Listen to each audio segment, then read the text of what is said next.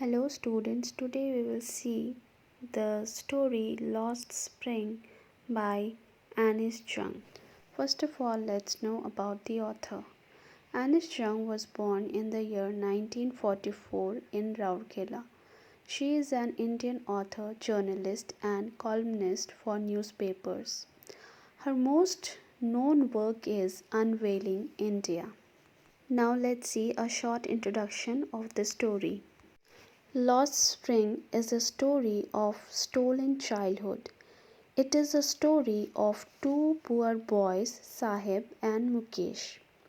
The writer of the story makes us analyze the grinding poverty and traditions which condemn these children to a life of exploitation. These children did not get to enjoy childhood. These children don't have the opportunity for schooling. Thus, the theme of the story is poverty and child labor. First part of the story is the story of Sahib, and the subtitle is Sometimes I Find a Rupee in the Garbage. Let's begin the story of Sahib. Sahib is a rag picker and his full name was Sahib-e Alam, which means Lord of Universe. The chapter begins with a question asked by narrator to Sahib that why do you do this? The narrator asks Sahib the reason for searching garbage dumps. The narrator then tells us that Sahib's house was struck with storms and he has nothing else to do. He and his family and others have shifted from Dhaka to Simapuri in Delhi. The narrator jokingly tells him to go to school instead, but he replies that there are no schools in his neighborhood. The narrator promises to build a school. Sahib asks him after a few days if she has built it or not. The narrator was embarrassed. Sahib-e-Alam does not know what his name means. He does not wear chappals.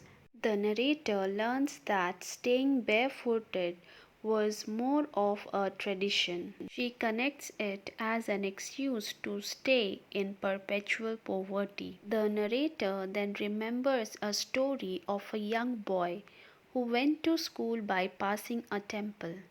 He would briefly stop at the temple and pray for a pair of shoes. After 30 years, the narrator visited the same temple, where a young boy with shoes stood in the backyard. The narrator thought that God had answered the previous young school kid's prayers, but many rag pickers still did not have shoes to wear. Then narrator show us the whole scenario of Simapuri. Simapuri is a place of filth and mud, and there all the rag pickers live. There is lack of drainage, sewage, and other basic facilities. Sahib also lives there.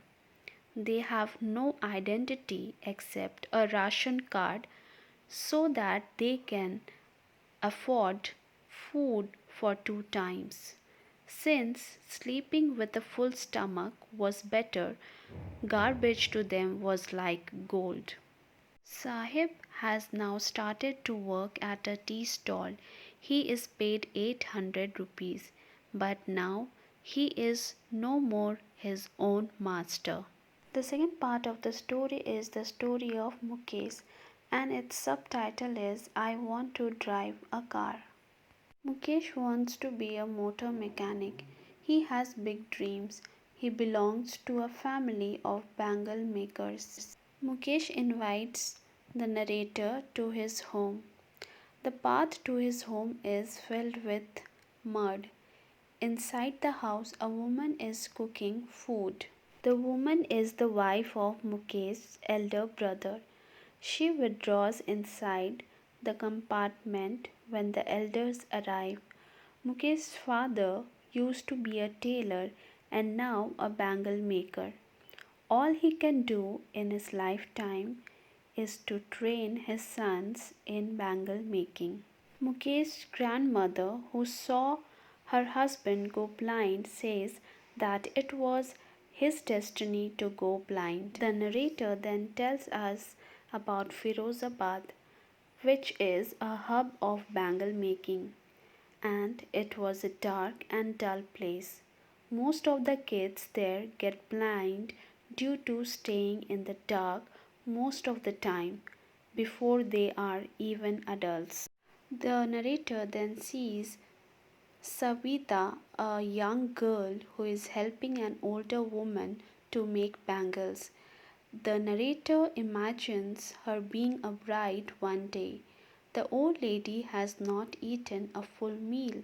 Her husband only knows about bangles. The narrator then asks them if they ever think of getting organized, to which they reply that the police will target them as doing something illegal.